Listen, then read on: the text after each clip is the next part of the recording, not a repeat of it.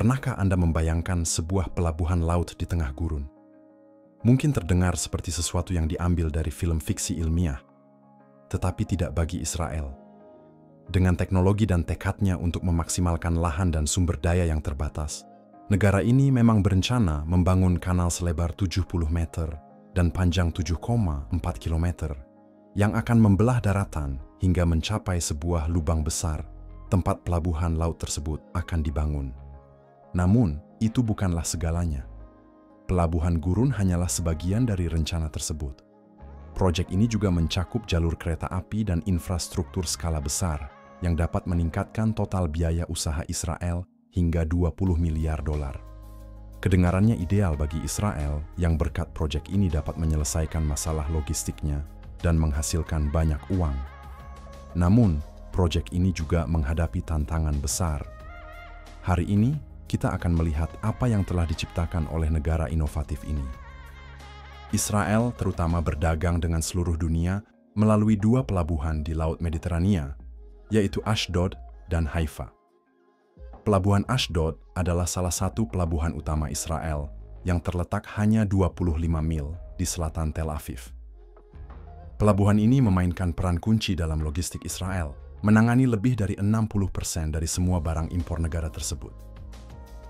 Pelabuhan ini berspesialisasi dalam transportasi peti kemas dan dapat menangani kapal peti kemas dengan kapasitas hingga 18.000 20 Foot Equivalent Unit atau TEU, atau jumlah kapasitas kargo dan barang mencapai 20 kaki. Pelabuhan Haifa, yang terletak di utara Israel di sebuah pelabuhan air dalam alami, adalah salah satu yang terbesar di Mediterania Timur. Ini juga merupakan fasilitas pelabuhan terpenting di Israel, menangani 20 juta ton kargo dan lebih dari 1 juta TEU setiap tahunnya. Pada dasarnya, ini adalah dua raksasa pelabuhan Israel yang sesungguhnya. Kedua pelabuhan ini memiliki satu kesamaan.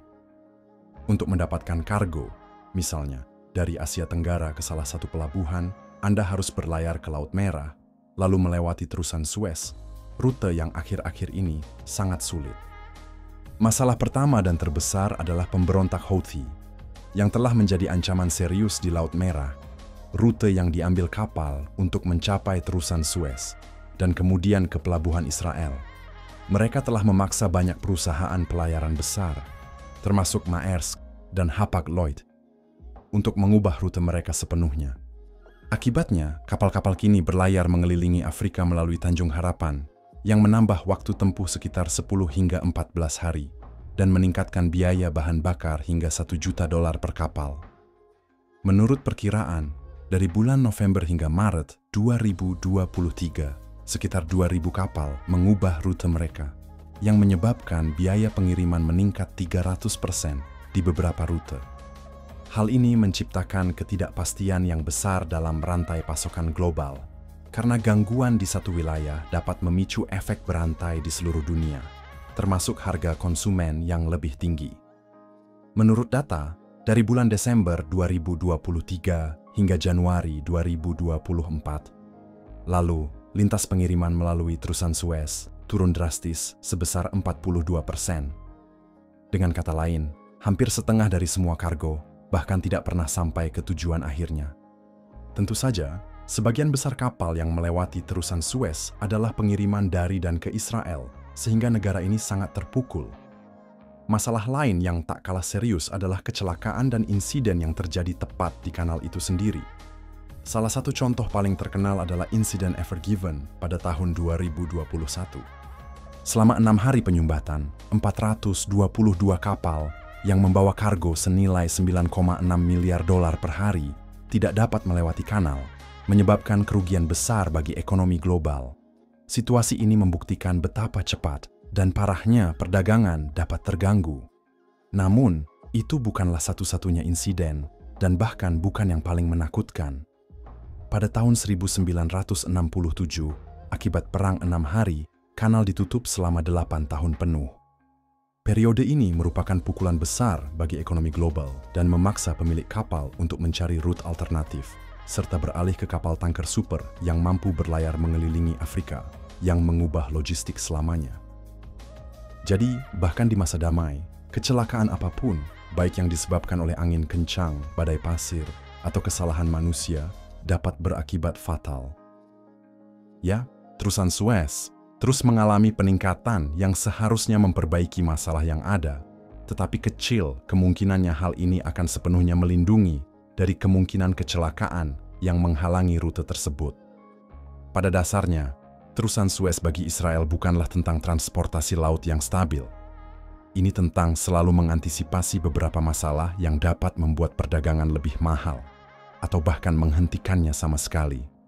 Namun, negara ini memiliki banyak pelabuhan lain. Meskipun tidak berada di tempat yang sempurna karena kargo masih harus melalui Laut Merah, kapal kontainer dan kapal lainnya tidak harus melalui terusan Suez. Jadi, setidaknya satu sakit kepala berkurang. Anda mungkin berpikir itu sempurna, tetapi ada alasan mengapa saya belum mengganti pelabuhan Mediterania. Lihat, misalnya, pada tahun 2018, pelabuhan Haifa menangani 1,46 juta TEU.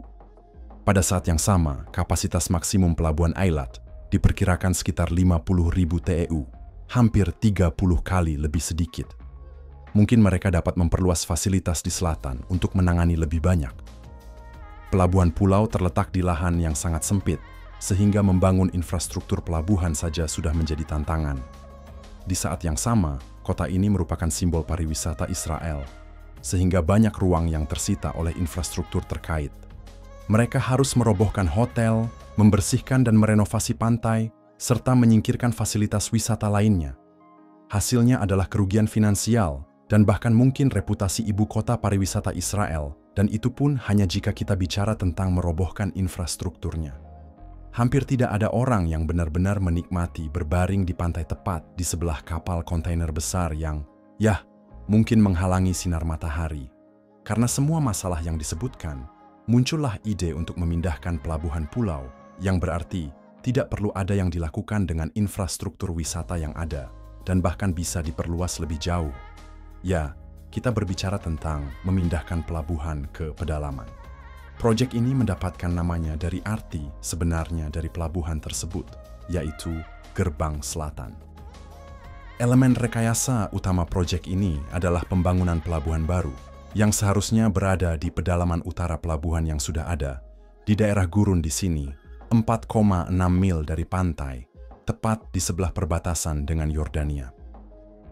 Perlu dicatat bahwa Anda tidak bisa begitu saja membangun pelabuhan di atas pasir atau batu dan menunggu kapal berlabuh di sana. Jadi, sebagai bagian dari proyek ini, Israel berencana untuk menempatkan semua infrastruktur pelabuhan di dekat lubang besar. Katakanlah wilayah perairan pelabuhan yang terletak di gurun. Tidak ada informasi tentang berapa banyak tanah yang perlu digali untuk ini, tetapi Anda dapat dengan aman berasumsi bahwa itu banyak, karena bahkan kapal kontainer terkecil pun membutuhkan kedalaman lebih dari 33 kaki untuk berlabuh, bahkan dengan margin. Dan Anda tahu, dokumen proyek tidak membahas kapal kontainer kecil. Sebagai bagian dari proyek Gerbang Selatan, mereka berencana untuk membangun infrastruktur pelabuhan untuk kapal laut dalam. Jenis kapal ini membutuhkan kedalaman sekitar 46 hingga 52 kaki, yang membuat pekerjaan penggalian menjadi lebih rumit dan masif. Kita bisa dengan yakin mengatakan bahwa Israel harus menangani pengangkatan dan pemindahan jutaan kaki kubik tanah. Menurut rencana, pelabuhan baru ini akan dibangun menggunakan teknologi canggih dan mampu menangani kapal kargo terbesar di dunia. Infrastrukturnya akan mencakup dermaga laut dengan sistem bongkar muat otomatis dan derek robotik yang dapat memindahkan kontainer dengan cepat dan efisien. Terminal kontainer besar yang dilengkapi dengan sistem manajemen cerdas akan menjamin pemrosesan kargo tanpa gangguan. Di sekitar Newport, seperti yang direncanakan dalam proyek Gerbang Selatan, akan ada kawasan industri dan logistik yang besar, lengkap dengan gudang, titik bea cukai, pusat distribusi, dan pabrik pemrosesan. Bisa dibilang, ini adalah kota logistik tepat di sebelah pelabuhan, yang sangat nyaman dan efisien untuk logistik. Barang tiba, dibongkar, dan diproses, lalu dipindahkan ke titik lain di Israel. Ya, kapal akan dapat berlabuh di pelabuhan, tetapi bagaimana mereka akan sampai di sana? Untuk itu, Israel berencana membangun kanal sepanjang 4,6 mil dan lebar 230 kaki, yang juga akan membentang di dekat perbatasan dengan Yordania. Membangun struktur hidrolik seperti itu di wilayah gurun merupakan tugas teknik yang sangat menantang. Proyek ini akan membutuhkan banyak pekerjaan tanah untuk menggali tanah serta pembangunan struktur garis pantai yang kuat, yang mampu menahan dampak air laut dan erosi. Para insinyur perlu merancang sistem yang dapat mempertahankan kedalaman dan lebar yang diperlukan agar kapal kontainer terbesar dapat melewatinya, sekaligus meminimalkan risiko terhadap lingkungan. Dan di sini kita perlu menyoroti masalah yang dihadapi Pelabuhan Eilat saat ini. Tidak ada jalur kereta api yang menghubungkannya dengan kota-kota utama Israel seperti Tel Aviv dan Yerusalem, bahkan hingga Beersheva, yang merupakan kota besar terdekat saat ini. Inilah salah satu alasan mengapa pelabuhan selatan tidak diperluas, terlalu terisolasi. Bayangkan pelabuhan diperluas dan mulai menangani lebih banyak kargo. Sebuah kapal kontainer datang, dibongkar, lalu semua barang itu harus dikirim ke kota-kota utama karena merekalah konsumennya. Dari Eilat ke Beersheva, barang harus diangkut dengan truk. Ini bukan solusi yang paling efisien karena membutuhkan waktu lebih lama daripada kereta api dan ada lebih banyak risiko akibat kemungkinan kecelakaan yang lebih tinggi di jalan raya. Jika kargo terjebak dalam kemacetan lalu lintas yang parah, itu berarti waktu terbuang, dan waktu serta perdagangan yang terbuang berarti biaya tambahan yang tidak ingin dihadapi oleh perusahaan manapun. Namun, proyek Gerbang Selatan adalah tentang membangun jalur kereta api besar dari Eilat ke wilayah tengah Israel. Koridor kereta api ini, yang akan membentang sekitar 155 mil, diharapkan menjadi jalur darat vital yang memungkinkan barang diangkut secara efisien dan cepat dari Newport kemanapun di negara ini. Pada saat yang sama, jalur tersebut akan membelah gurun Negev yang membutuhkan pembangunan lebih dari 60 jembatan, beberapa terowongan, dan viaduk untuk melintasi medan yang menantang. Secara keseluruhan, membangun rute seperti itu bukanlah tugas yang mudah, sehingga total biaya infrastruktur kereta api, termasuk semua pekerjaan, diperkirakan mencapai 8 miliar dolar. Selain infrastruktur transportasi, proyek ini juga mencakup perancangan ulang menyeluruh sebagian ruang kota. Area yang saat ini ditempati oleh pelabuhan di tepi laut akan dibersihkan dan diserahkan kepada pemerintah kota. Di lahan ini, yang mencakup bentangan garis pantai yang berharga, direncanakan akan dibangun hotel-hotel baru, lingkungan perumahan, taman, area rekreasi, dan ruang publik.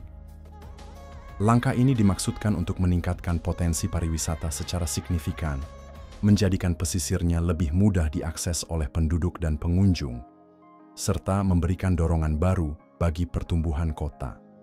Pembangunan hotel dan ruang rekreasi baru juga akan mendiversifikasi perekonomian kota, sehingga mengurangi ketergantungan pada perdagangan yang ada.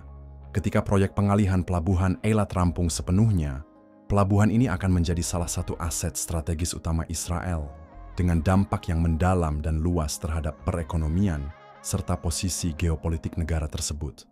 Menyelesaikannya bukan hanya berarti membangun lokasi baru, ini berarti membangun pusat logistik yang lengkap yang mampu membentuk kembali perdagangan, memperkuat keamanan nasional, dan memberikan dorongan baru bagi pembangunan seluruh wilayah selatan.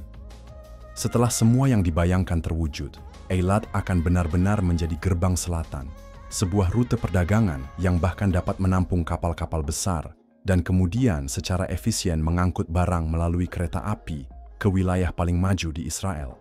Kecil kemungkinan pelabuhan ini akan menjadi pemain utama dalam seluruh perdagangan laut internasional Israel. Namun, hal itu pasti akan menjadi bagian yang lebih penting. Selain itu, proyek ini akan membantu meringankan tekanan pada pelabuhan Ashdod dan Haifa yang sangat sibuk, serta memberikan peluang untuk meningkatkan perdagangan dengan negara-negara Eropa melalui Mediterania. Dan tentu saja, jika proyek Gerbang Selatan mulai berjalan, perdagangan maritim dengan semua negara yang mengirim barang ke Israel atau menerima barang darinya melalui Laut Merah dan terusan Suez akan menjadi lebih aman. Masalahnya, berkat pemindahan pelabuhan dan infrastruktur kereta api, tidak perlu lagi melewati terusan itu.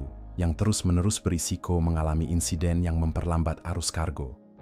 Kemungkinan besar, hal ini bahkan akan meningkatkan lalu lintas kargo ke dan dari Israel, yang akan meningkatkan pasokan sumber daya negara dan menghasilkan keuntungan dari penjualan barang.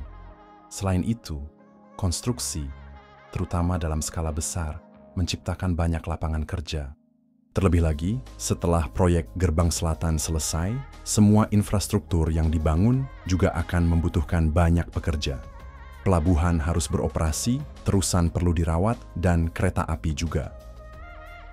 Pada dasarnya, proyek ini akan membutuhkan banyak tenaga kerja, dan itu pasti akan menguntungkan Israel secara keseluruhan, khususnya bagi Eilat. Jangan lupakan pariwisata Eilat, yang diperkirakan akan melonjak setelah pelabuhan dipindahkan dari lokasinya saat ini. Jika kota ini sudah menjadi ibu kota pariwisata Israel, proyek Gerbang Selatan hanya akan memperkuat status tersebut. Tentu saja, ini akan menarik lebih banyak wisatawan, yang berarti Israel akan menghasilkan lebih banyak uang dari sektor ini. Namun, terlepas dari begitu banyak manfaat yang akan diperoleh setelah implementasinya, proyek Gerbang Selatan saat ini hanya terhenti tanpa banyak kemajuan. Pada tahun 2025, gagasan tersebut secara resmi sedang dibahas di tingkat tinggi di antara para pembuat keputusan. Selain itu, proyek ini bahkan telah melalui tahap pengembangan pra-RO. Jadi, secara keseluruhan, Gerbang Selatan berada pada tahap penilaian teknis, ekonomi, dan pendahuluan proyek. Namun sejauh ini, belum ada satu batu pun yang diletakkan. Tidak ada pekerjaan konstruksi yang sedang dilakukan, dan bisa dibilang hal ini cukup beralasan. Alasan pertama adalah kebutuhan finansial yang sangat besar. Kami hanya menyebutkan infrastruktur perkereta-apian yang, menurut angka tahun 2025, mencapai 8 miliar dolar. Sisanya tidak disebutkan karena datanya sangat tersebar. Misalnya, pada tahun 2012, ada informasi bahwa kanal dan pekerjaan tanah untuk pelabuhan di pedalaman diperkirakan sekitar 3 miliar dolar. Sekarang, harga tersebut bisa jauh lebih tinggi. Menurut beberapa sumber, semua pekerjaan tanah dan konstruksi lainnya untuk pelabuhan dan kanal bisa mencapai 10 miliar dolar. Ditambah dengan logistik dan kawasan industri di sekitarnya, serta berbagai biaya lainnya, totalnya menjadi antara 15 hingga 20 miliar dolar. Dan ini bukan Tiongkok, melainkan Israel, yang memiliki anggaran jauh lebih kecil untuk membangun proyek-proyek besar semacam itu. Namun, bukan hanya itu saja. Pertama-tama, bahkan di pelabuhan Eilat yang telah direlokasi, kapal dagang masih harus berlayar melalui Laut Merah. Dalam hal ini, tidak ada yang berubah dibandingkan dengan yang kita miliki sekarang. Kapal kontainer dan kapal lainnya akan tetap berada di bawah ancaman serangan yang serius. Apakah Israel benar-benar membutuhkan rute yang menelan biaya 20 miliar dolar dan hanya menyelesaikan satu masalah, terusan Suez? Para ahli skeptis. Selain itu, banyak yang bertanya-tanya mengapa menghabiskan begitu banyak uang untuk rute baru ketika begitu banyak yang telah diinvestasikan di pelabuhan Haifa dan Ashdod. Misalnya, pada tahun 2021, terminal baru bernama Bayport dibuka di Haifa dengan total biaya sekitar 1,7 miliar dolar. Pada saat yang sama, pada tahun 2022 hingga 2023, diumumkan bahwa sekitar 288 juta dolar lagi akan dihabiskan untuk peningkatan pelabuhan lebih lanjut.